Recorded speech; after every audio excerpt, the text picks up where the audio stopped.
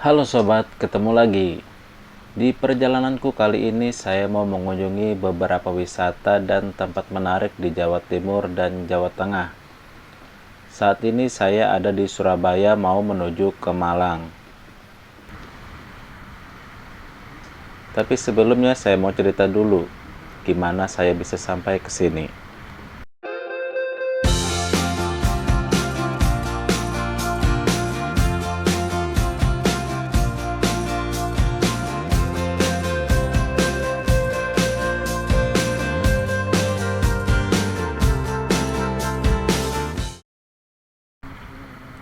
Saya berangkat dari Samarinda malam minggu tanggal 29 April, sekitar jam 11-an, menuju Pelabuhan Semayang yang berada di kota Balikpapan.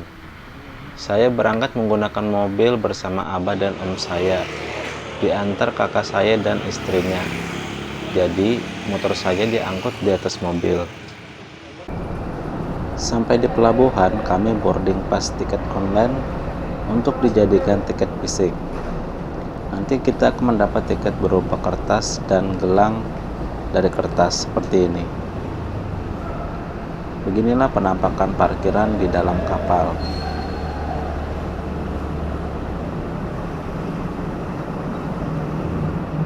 Gimana Pak? Sini juga bisa. Oh, Sini Pak, nggak apa-apa. oh ini paling atas ya Pak? Apa? Paling atas. Ini. Oh gitu. Ya, itu. Di mana? Sebelah kakak nggak apa-apa. Kuat nggak ya? Sebelah kakak maju aja, nggak apa-apa. Ya, Pak. Oke oke. Kasih. Oh iya, di tiket jadwal kami berangkat jam 6 pagi. Jadi disarankan petugasnya 3 jam sebelum berangkat sudah di pelabuhan. Jadi kami sampai di pelabuhan tadi hampir jam 3 dini hari.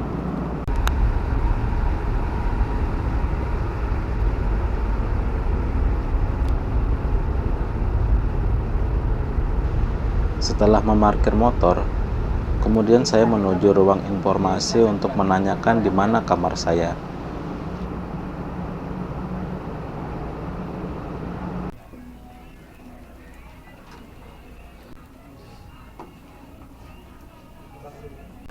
Kemudian kami diantar menuju kamar kami.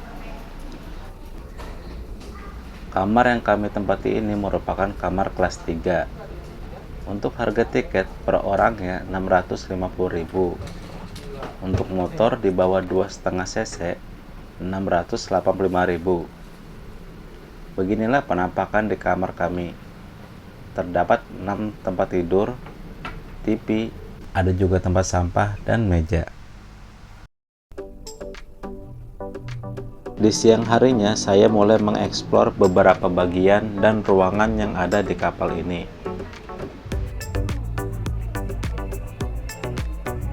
Di sini ada musola yang letaknya di sebelah kiri tempat informasi.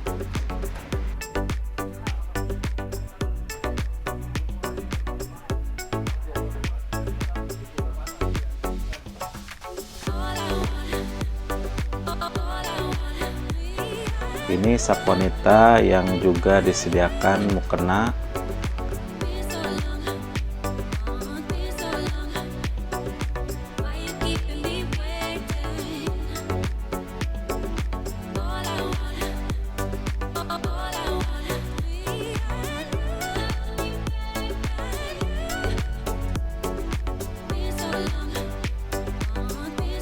Terus di bagian lain ada juga tempat sampah. Dan ini penampakan salah satu toiletnya. BTW ini toilet pria, ada juga tempat wudhu.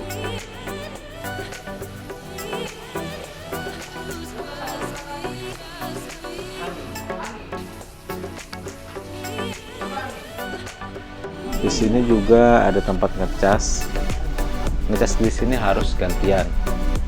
Karena cuma di sini lubang colokannya seperti ini.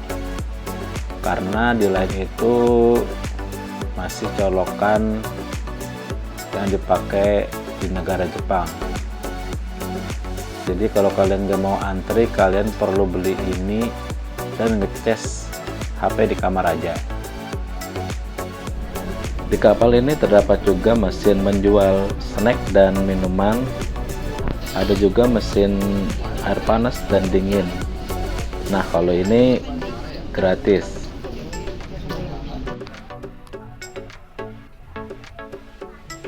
Sekarang saya ada di ruang kelas ekonomi yang letaknya ada di belakang ruang informasi. Dapat dilihat, dalam satu ruangan ini ada banyak tempat tidur dan juga bertingkat.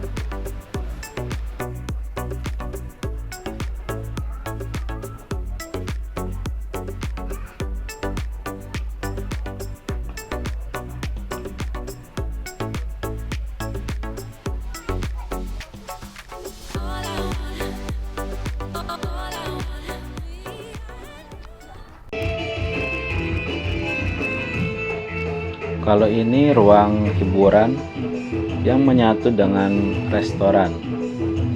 Di sini hiburannya yaitu musik, dangdut atau koplo.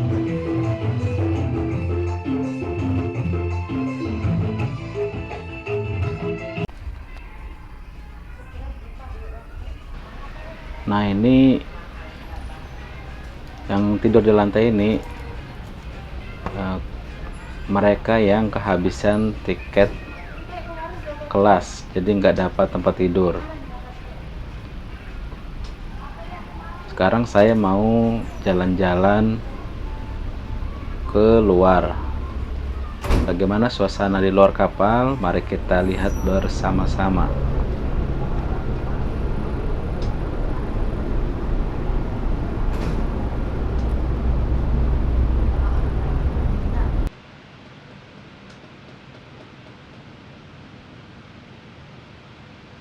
Di luar ini anginnya cukup deras.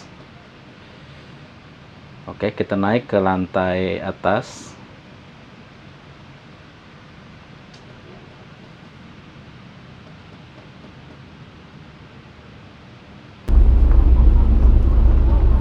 Oh, ternyata banyak juga orang di sini.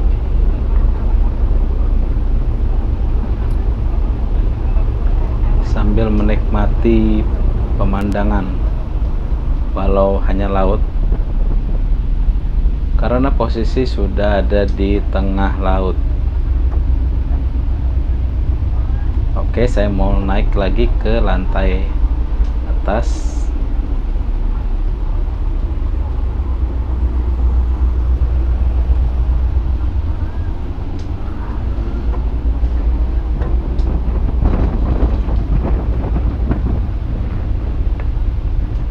Ya, inilah lantai paling atas di kapal KM Dharma Peri 5.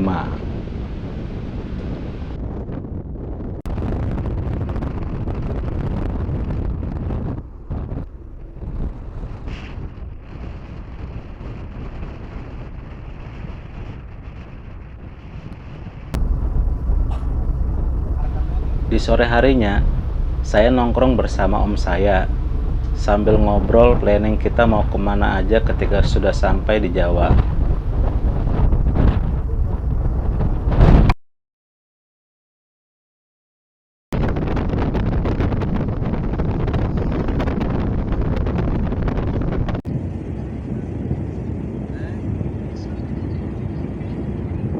Sekitar jam 12 siang, kapal yang kami tumpangi sudah di perairan antara Pulau Madura dan Pulau Jawa. Dan kapal mulai sandar sekitar jam 3-an. Beberapa penumpang sudah ada yang keluar, termasuk abah dan om saya. Saya sengaja melambat-lambatkan ke parkiran karena motor saya belum bisa juga keluar. Jadi harus mengantri untuk keluar dari kapal.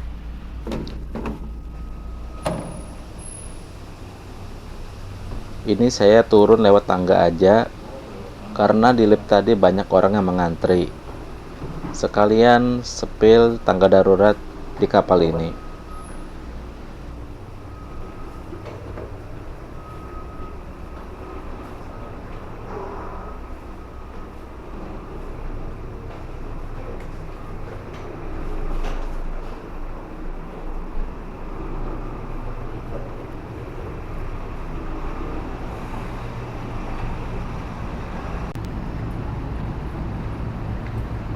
Walau sudah melambat-lambatkan, ternyata masih banyak juga kendaraan yang belum keluar. BTW di sini panas dan juga bau asap kendaraan, karena mesin kendaraan di sini dihidupkan bersamaan.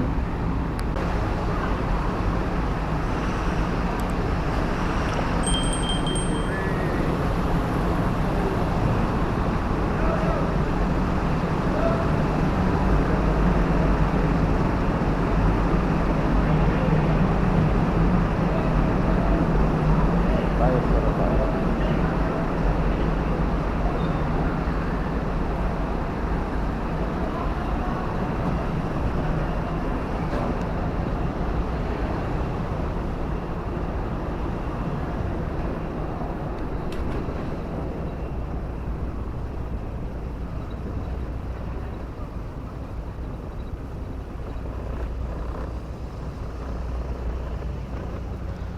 Akhirnya untuk pertama kalinya si Utuh mengaspal di Surabaya.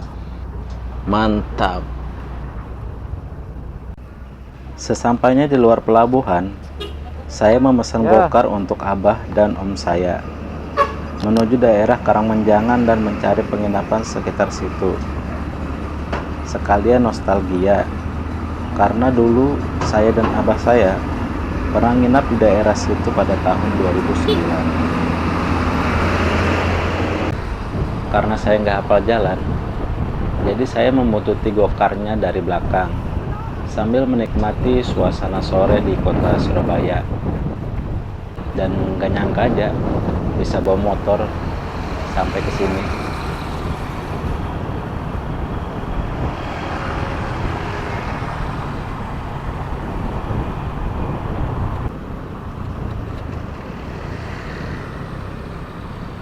Setelah setengah jam perjalanan dengan macet-macetnya, sampailah kami di daerah Karangmenjangan.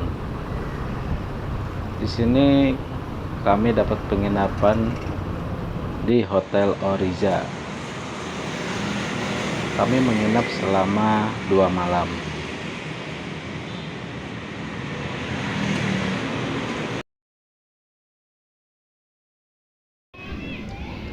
Keesokan harinya kami jalan-jalan ke Kebun Binatang Surabaya atau KBS, yang merupakan salah satu kebun binatang populer di Indonesia. Di KBS ini terdapat lebih dari 230 spesies satwa yang berbeda. Terdiri lebih dari 2000 ekor satwa, termasuk di dalamnya satwa langka Indonesia maupun dunia. KBS memiliki luas 15 hektar.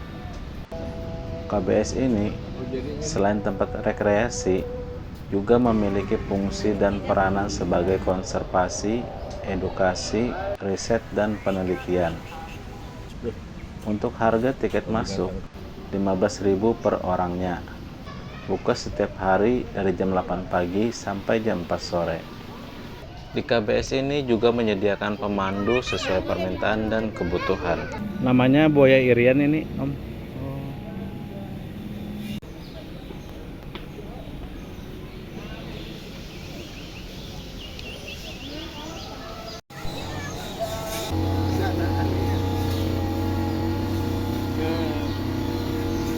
Gayanya itu nah. Nah, ini anak minta makan gak gelagatnya.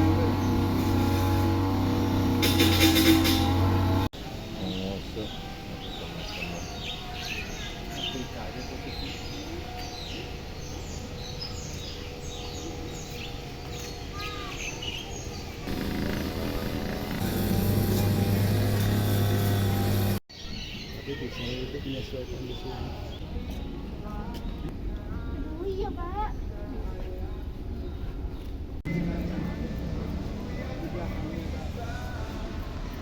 Nah, itu tadi beberapa binatang yang terekam kamera.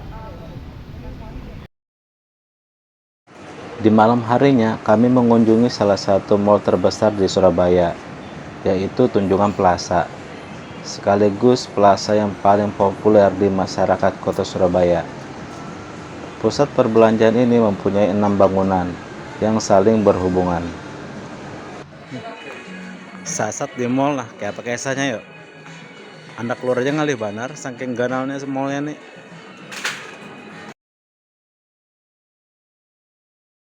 Di hari Rabu sekitar jam 11-an, kami check out dari hotel dan menuju terminal Bungurasi yang ada di Sidoarjo. Jadi rencananya kami mau ke Jakarta dengan menggunakan bus.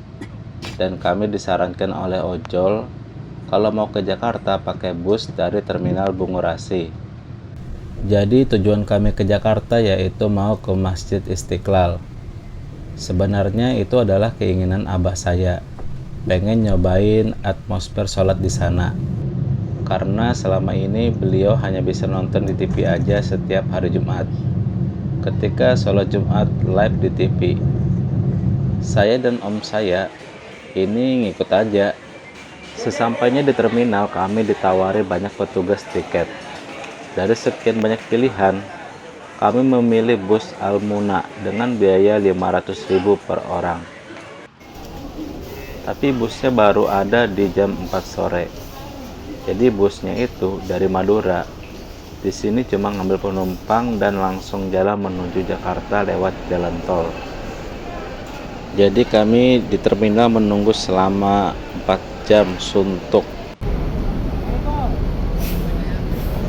Beginilah suasana terminal saat itu. Bus kami pun datang. Setelah barang penumpang dimasukkan bagasi, bus pun berangkat dengan sebuah lagu.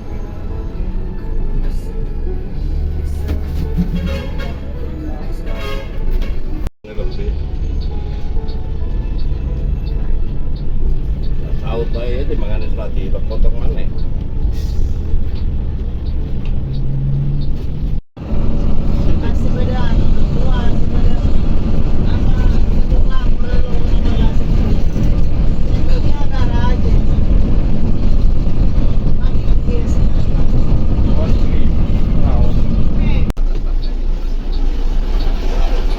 Waktu maghrib, bus yang kami tumpangi mampir di rumah makan. Cuma saya lupa di daerah mana. Jadi tiket 500.000 itu kita sudah dapat makan. Hanya dengan menunjukkan tiket kepada pelayan rumah makan.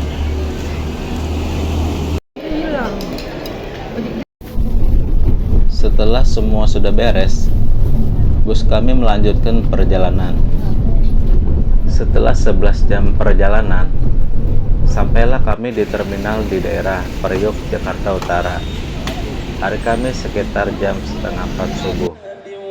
Kemudian kami melanjutkan perjalanan menggunakan gokar menuju Masjid Istiqlal.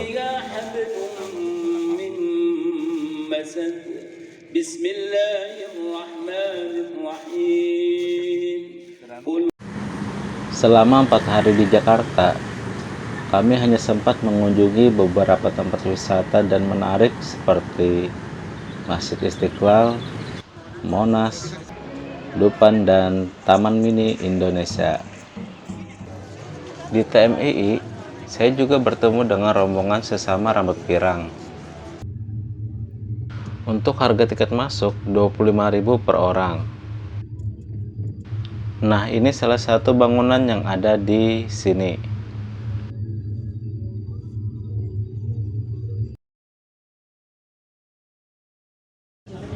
Di tanggal 7 Mei, kami berangkat dari Jakarta menuju Bandung menggunakan kereta api. Ini pertama kali kami naik kereta. Oh iya, kami berangkat dari Stasiun Gambir, Jakarta Pusat.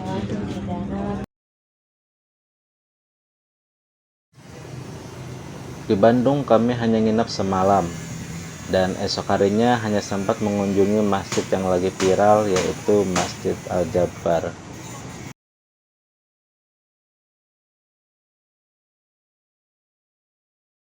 Karena masih ada waktu sehari, di hari Rabunya kami manfaatkan jalan-jalan ke Monumen Pahlawan, ke Jembatan Suramadu, dan Pantai Kenjeran Lama.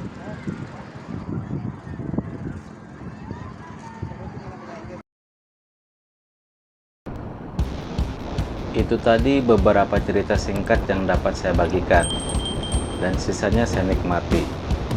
Dan di hari ini, Kamis 11 Mei, saya berpisah dengan abah dan om saya di hotel. Mereka menuju Bandara Juanda dan saya menuju ke Malang. Dan solo riding pun dimulai.